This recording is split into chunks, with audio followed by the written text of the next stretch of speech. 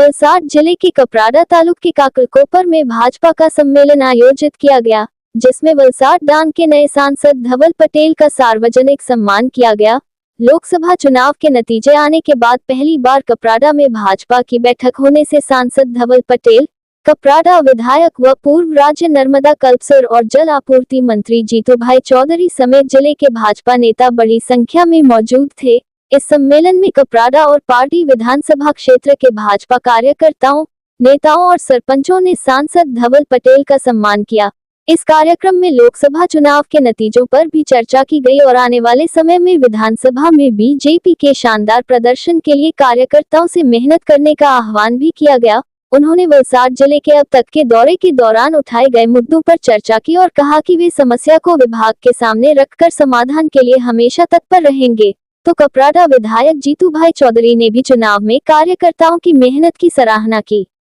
जी, આજે અમારો મતદાતા અને કાર્યકર્તા અભિવાદન કાર્યક્રમ હતો, જે મેં વલસાડ લોકસભા અંતર્ગત જે ઐતિહાસિક જીત મેળવી છે એ અમારી સાથે સાત વિધાનસભામાં મતદાતા અને કાર્યકર્તા અભિવાદન કાર્યક્રમ રાખ્યો હતો। એ અર્થે જ આજે અમે કપરાડા વિધાનસભામાં આવ્યા હતા અને અહીંયા પણ મેં અમારા મતદાતા કાર્યકર્તા સંગઠનના હોદ્દેદારો, અમારા ધારાસભ્ય જીતુભાઈ ચૌધરી અને પૂરી ટીમને હું ધન્યવાદ કહેવા માટે ખાસ અહીંયા આવ્યો હતો। અને વલસાડ લોકસભામાં જેટલા પણ આપણા પ્રશ્નો છે એ દરેક પ્રશ્નો ઉઠાવવાનું કામ ચાહે જિલ્લા સ્તરે આપણે કલેક્ટરને હોય, રાજ્ય સ્તરે હોય કે કેન્દ્ર સ્તરે, એ દરેક સ્તરે અમે ઉઠાવવા તત્પર છે। ચાહે હાઈવેના પ્રશ્નો હોય કે પછી આપણે રેલવેના પ્રશ્નો હોય, ખેતીના પ્રશ્નો હોય, પાણીના પ્રશ્નો હોય, દરેક વસ્તુ અમે સાથે મળીને સંકલન કરીને જિલ્લાના અમારા ધારાસભ્ય હોય કે પછી હોદ્દેદારો હોય, અમે સંકલન કરીને બધી વસ્તુ રજૂઆત કરીએ છીએ। ખાસ કરીને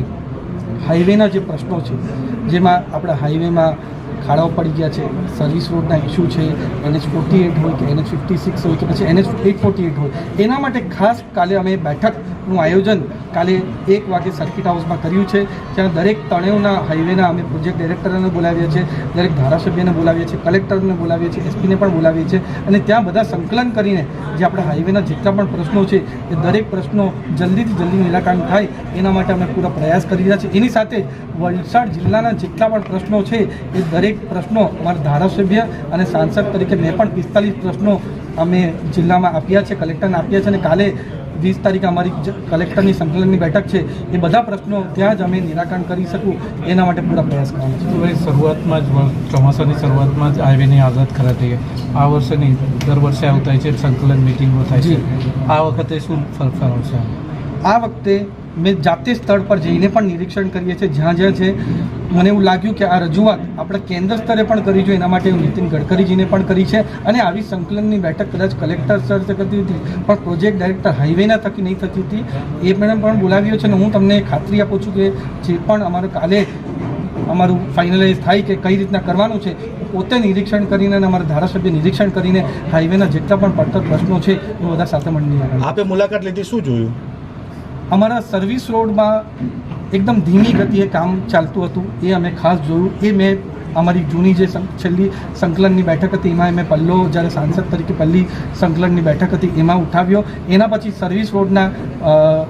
ચાલુ થયા છે કામ, પણ હજુ સ્પીડની જરૂર છે એ મને લાગે છે। જ્યાં જ્યાં ખાડાઓ પડી ગયા છે, પાણીની સમસ્યા છે કે પાણી ભરાઈ જાય છે, એનું પણ ધ્યાન મેં મારા જે પણ RNBના અધિકારીઓ હોય કે પછી નેશનલ હાઈવે ઓથોરિટી ઓફ ઇન્ડિયાના પ્રોજેક્ટ ડાયરેક્ટર એનું પણ ધ્યાન દોર્યું છે અને જલ્દીથી જલ્દી નિરાકરણ થઈ જાય એના માટે પૂરા પ્રયાસ કરવાનો છે। આજે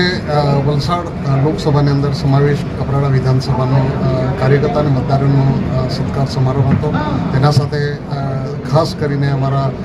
વલસાડ અને ડાંગ લોકસભાના માનનીય સંસદ સભ્ય ધવલભાઈ પટેલનો સત્કાર સમારંભ છે,